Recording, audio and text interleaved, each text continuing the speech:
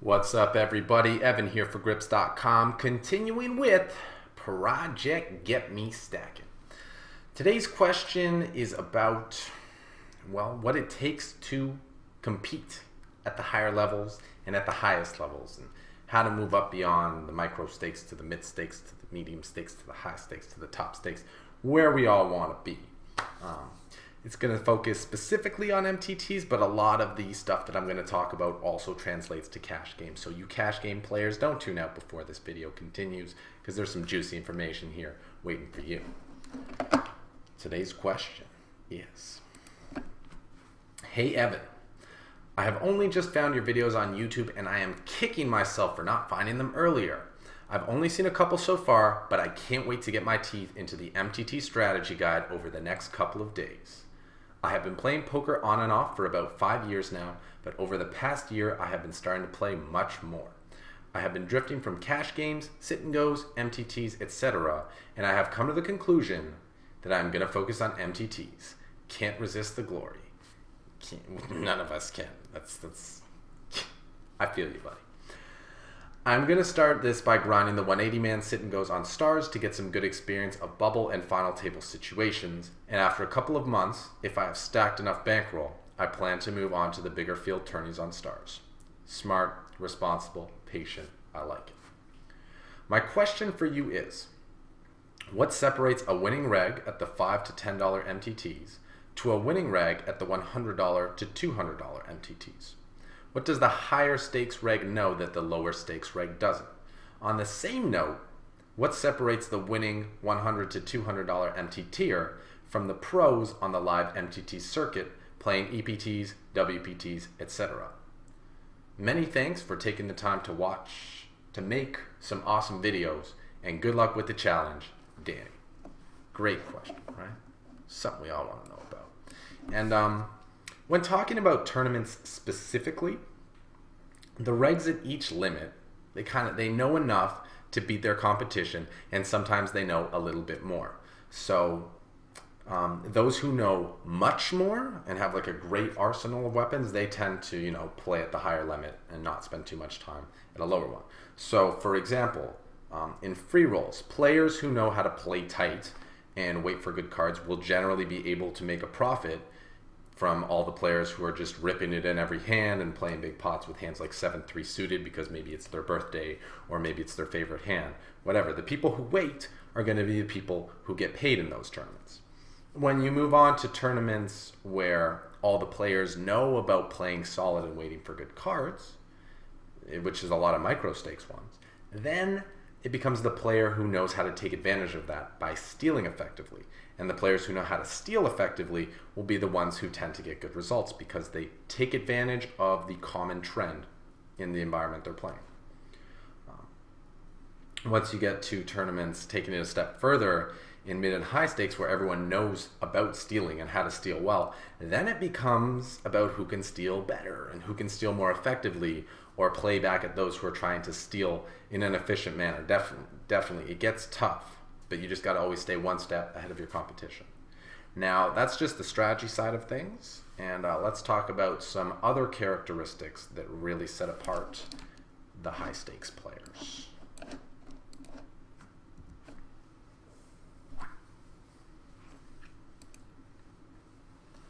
What sets them apart? And this applies, as I said, to both tournaments and cash games. The first thing is knowledge. The more knowledge you have, the more power you're going to have, the more situations you know about, the more prepared you're going to be for different situations, and the more likely you are to make the correct decision in each situation. So whoever has more knowledge is probably going to do better than he who has less knowledge. So that one's an easy one to work on.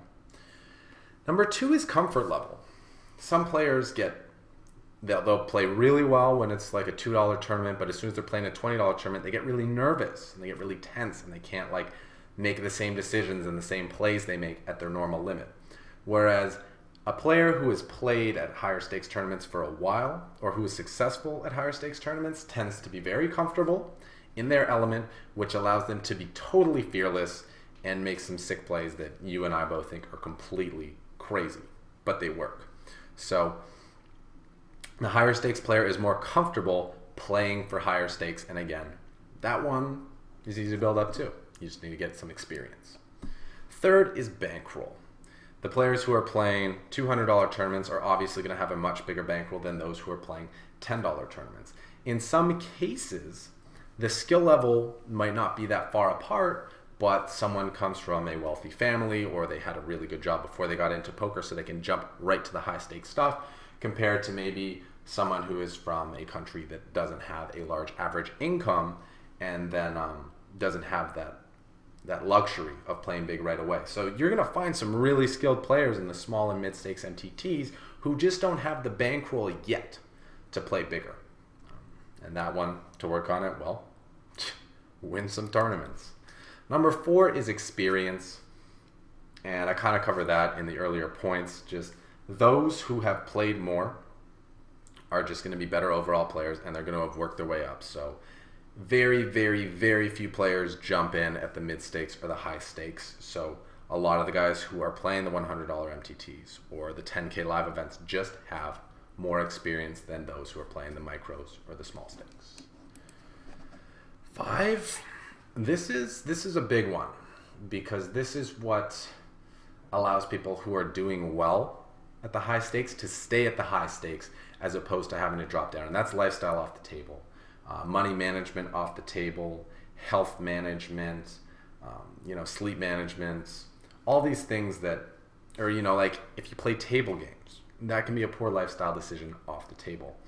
Someone who is really responsible with their lifestyle decisions off the table is more likely to be that player that you see playing 5Ks and 10Ks all the time, as opposed to the guy you see playing a 10K who won it and you never see him again, because his lifestyle decisions off the table are very poor, that maybe they burned through all their money and no longer have the bankroll to be able to play at those high stakes anymore. And number 6 is attitude. A lot of small stakes players, micro stakes players, they're in a rush to get the big score. They really want the win. They want the excitement of making big money and being a star. Whereas the higher stakes guys, the ones who are really succeeding in those bigger games, they're cool, calm, and collected all the time. And they know what they're there to do. They know what their job is, and they don't get caught up in all the kind of excitement and kind of bullshit that can be floating around with tournament poker, since there is a lot of glory involved. But to get the glory, you really have to have the right approach to it and the right attitude. So these are the 6 points that I feel separate small stakes from mid stakes, from high stakes, from super high stakes. And a really big point, given that there's so much information available these days when it comes to poker, is that it's not necessarily that higher stakes regs know things that lower stakes players don't, like they have these secrets that the lower stakes guys don't have. But in most cases, the higher stakes guys, the guys you see consistently winning, definitely have a greater understanding and a more in-depth understanding of each of the concepts involved in a successful play. And talking a little bit more about it, one thing about live tournaments, some players just are not comfortable playing live. They don't have that comfort level at the table. They don't have a good persona for the face-to-face environment. Their game's more about playing a lot of volume, playing a lot of tables. So there are some players that, even though they have the skills to play live tournaments, you will probably rarely see them in that field, and mostly will be restricted to online play. But in terms of who plays what event, I think that bankroll and experience are the biggest factors. So the players you see playing big online tournaments or playing all the live events are probably players who have been around the game for a long time. They've built up a good bankroll, and they're used to being in a lot of different situations. They have experience playing early stages, mid stages, deep stages. They don't get fazed by bubbles and all that other stuff that a lot of new players are uncomfortable with. And as for those who get the best results, because this question isn't just about what separates the players at the different levels, but like what it takes to be successful at the different levels and stay at those different levels, I think is really important to touch on. And I think it comes down to whoever has the best grasp of, surprise, all 6 of these qualities. Anyone with skill and luck can win a tournament, but it takes much more than just poker skill to have longevity in this game and to be able to put up consistent results day after day, week after week, month after month. So if you're new to poker and you think tournaments are what you want to do and you want to work your way up to the top, make sure you get as much knowledge as possible. Get a lot of practice so you can be comfortable in all the different situations. Slowly and surely build your bankroll along with your experience, and make sure you make good decisions off the table, because those can be some of the most deadly decisions and really, really set you back. And of course, have a good attitude. Poker's about having fun and doing well and beating your competition. Making money is just a result of all those other things. So it's not like a huge thing to be able to make it to the high stakes in the MTTs. The real key, and I think I've said this in many other videos, is that you just have to be patient and wait for it to happen. As long as you are following those 6 points on the list and doing your best to be the best you can at all 6 of those points, the results are going to come, and the success will come as long as you stick with it and just be consistent with it.